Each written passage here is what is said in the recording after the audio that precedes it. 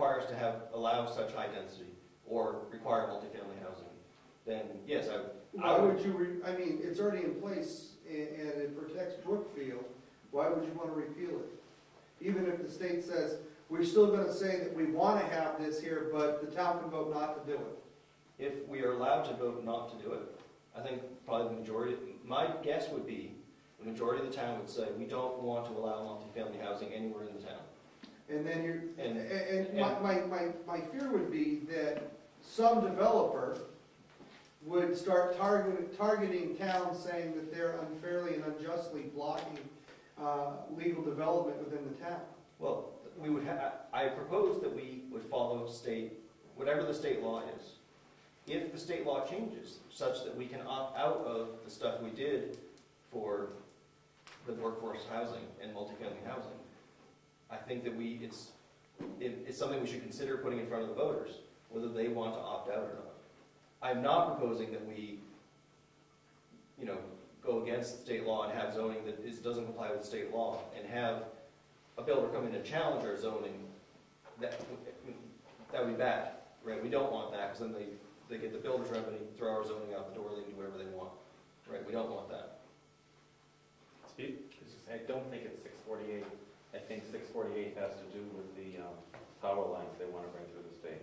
But it is an RSA in the legislature right now, and there are 1,001 different organizations lining up to not let it pass. Do you know if it's a Senate bill or a House bill? An SB or an HB? I believe it's a House bill. I mean, we rushed to, when this first happened, we rushed to get it done.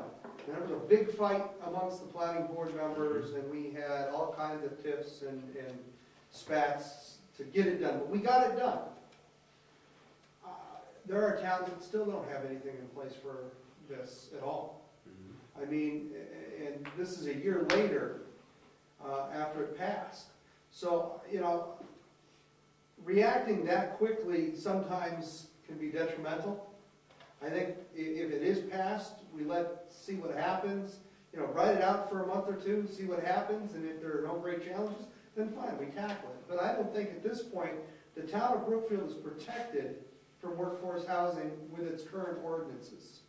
And if we choose to change that at the end of the year by putting something on to see if the town wants to vote to do away with it, if that's allowable, then that's easy enough to do, because it's not like we're going to rewrite the whole thing. We're just either going to allow workforce housing in town, or we're going to let the town's going to vote to remove it and say no workforce housing is allowed. So that's almost just a one-line, thing in the zoning ordinance that says no workforce housing and no multifamily housing will be allowed in the town of Brookfield. I think we should hold off on this one until they actually pass it.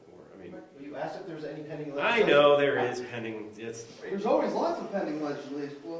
I was thinking more along the lines of the HB 125 a few years ago. That was the wood boilers that had to pass, and there was the potential to restrict it further, and we looked at it, and it was an issue. And you can't do that. Okay, can of worms. Yes. Is this legislation in the committee? It's up for hearings right now. Yeah, so it's in the committee. Yeah. 90% of these things are voted in the committee inexpedient to legislate. Ideal. And it's dropped. I mean, we've gone through this with tax collections and every other damn thing this year. One of the cases in point was voting. There was a bill in the committee that would have allowed you to vote as a voter for every individual listed on the ballot as governor. And it was thrown out because it doesn't make sense. Everybody could have voted for everybody. Yes, right. And how do you reconcile the votes with that kind of mishmash? So, you got to use common sense. I agree. You shouldn't jump into this, because even if it's passed as a law, you're normally given 12 months to expedite it on the local level. Yeah. And we can see that some towns aren't even adhering to that about workforce housing, and some of these towns are nowhere even near close to being completed with their workforce housing. Yeah. But we don't even know the nuances of what they're gonna pass anyway, so we may be arguing things that are relevant. I was just suggesting I that know. you be aware that it is a possibility. I am aware now, thank you. Because I think most of the people at the table weren't aware that that was even being proposed, right? So, Yep. in terms of other things closer to home, we put a lot of work into the commerce, cottage industry, home occupation thing, and nothing's happening with that. I don't know if anyone has the desire to fire up that It again didn't, or not. it didn't even get picked up off the table for the entire last year. I don't have a whole lot of desire to tackle it this year. I think that is an argument this town is going to be having until we're all dead, 100 years from now, about what is home occupation, what is cottage industry, what is this. I'm not sure how that issue is going to be resolved. We can choose to tackle that this year if we want to, but I want to have a vote on it. I don't want to just mandate that we do it. Unless you get into a situation like with Wakefield when they came up with the contractor yard, and you know, an excavator has too much stuff, his equipment parked in his yard, opposed to another location, and the neighbors complained about it.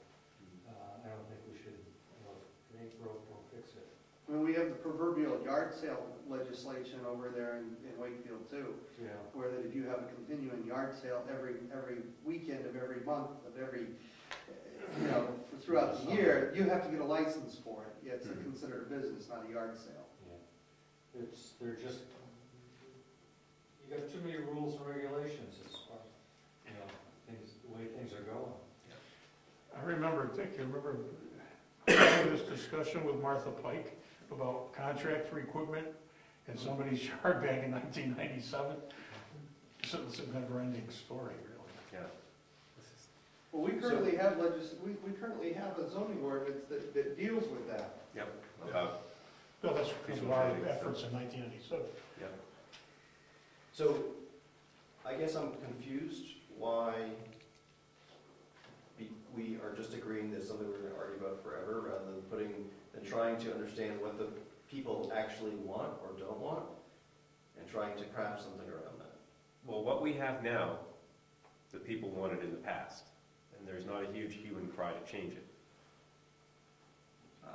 And we have other things that we need to do this year, and if nobody's coming forward and saying the system is really broken, you know, we have other things that we need to fix this year. Okay.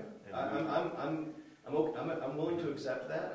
It just seems like everybody in town who reads our zoning around home occupations and cottage industries thinks it means something different. I totally agree with that. And there's Absolutely. and I think that's lame, right?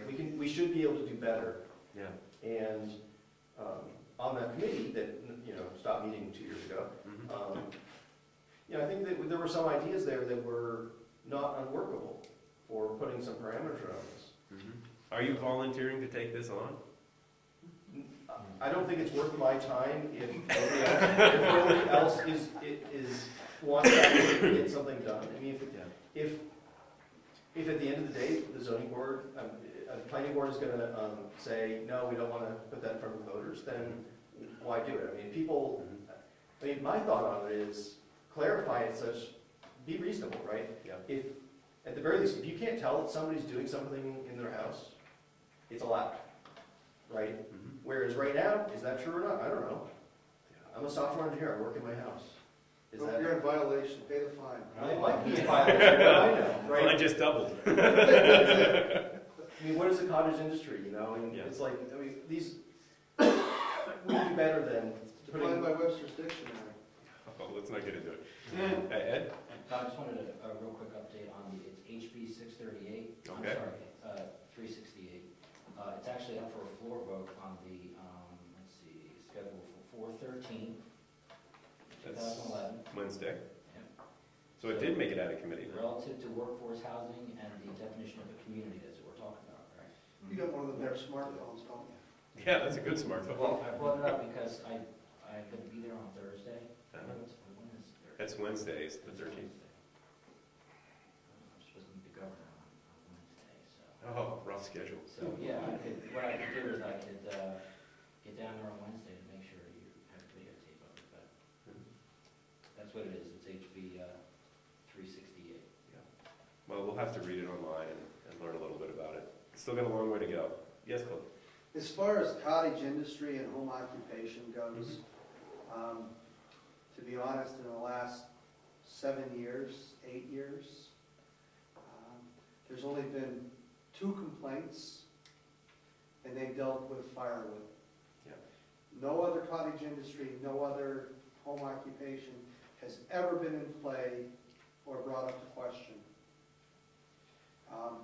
What currently is in place works, and when something comes up, like the firewood, or say somebody wants to become a bread maker in their home, and the neighbor complains, because that's how it all starts, is a neighbor complains. Then that'll come before the board, and the board's going to have to deal with it. I mean, the select board, and the town attorneys will get involved, and so forth, and it'll either have no effect, or they'll be given a cease and desist. So my concern, Cliff, is that, I'm sorry, directing my words that way, I just happen to be facing this way. Right. My concern, Cliff. I changed my name to Cliff. My concern is that, what if the Board of Selectmen at the time that those complaints came up had sort of an opposite view of what the current Board of Selectmen decided that that was permitted? then that board would have voted the way that they felt. Right, and When you're dealing with boards and ZBAs, you're at the whim of the members. I understand, but I mean, They have a recourse to go to the court system. I understand, but why wouldn't we think about clarifying the language of the zoning to make it so, instead of meaning whatever anyone could imagine it means, to something a little bit more narrow? I mean, there's still going to, no matter what we write, there's still going to be a lot of wiggle room about what's allowed and what's not allowed. But wouldn't it be better if we had some parameters around the stuff, so it wasn't You can make it completely... more, what you're gonna do is make it more restrictive by parameterizing it. If you put parameters on it, you're restricting what can and cannot be done. Not necessarily, At it this depends on the point- parameters you put on there. At this point, it's a pretty broad parameter. Right, because I mean, if the people want it, we could change the zoning and say, you can do whatever you want on your property as a home occupation or Pretty much you can right now. that's because the Board of Selectmen view it that way. Yeah, there have been other boards that have viewed it that way. I mean, I'm not saying that there are you only had, boards that right view it. down here on this corner, you had a little knick-knack shop that was selling stuff right out of their homes. The problem with the shop wasn't the fact that they were doing it. The problem was the location, because every time a car pulled out of their driveway onto the road, it was an accident waiting to happen. They didn't have adequate parking and safe egress. This town has been very broad in what it has and has not allowed in this town to happen as far as cottage industries and so forth. I mean, the Belknap Pryor Farm was running pot pies and jams out of their house for a long time. And they weren't raising that many chickens and turkeys down there. So they were bringing the meats in to make these pot pies and selling them as homemade pot pies. I mean, there's been all kinds of different things. You have all kinds of contractors that live in this town that do business. I'm fine with all those things. I just wouldn't want to have our zoning such that a particular Board of Selectmen could start saying no to stuff that's very reasonable like that. It really can happen no matter again, zoning is open to interpretation by the people that are sitting on the boards. This planning board may interpret something for the 3 years that they're on this board one way. You may have a whole new board in 6 years that interpret it totally different. And again, same thing with the ZBA and the planning board. That's why the fail-safe is that if there is no resolution to one party's satisfaction, the court system is there to step in and say, cottage industry means this, period, end of story. Okay, Gary? Well, I headed the cottage industry thing last time, but I wound up in the hospital for a while, so I didn't devote the amount of time that I probably should have devoted, but I will say this. This is my feeling on the subject, is that any time we start writing laws, no matter who you do this for or against, you are restricting things. That's the nature of laws. There's no other description for what a law does. Now, of course, anarchy is out of the question, but we are entering a time in this country that we have never been in before, and everybody in this room knows it. We're not gonna predict the future, but it isn't a pretty picture. And the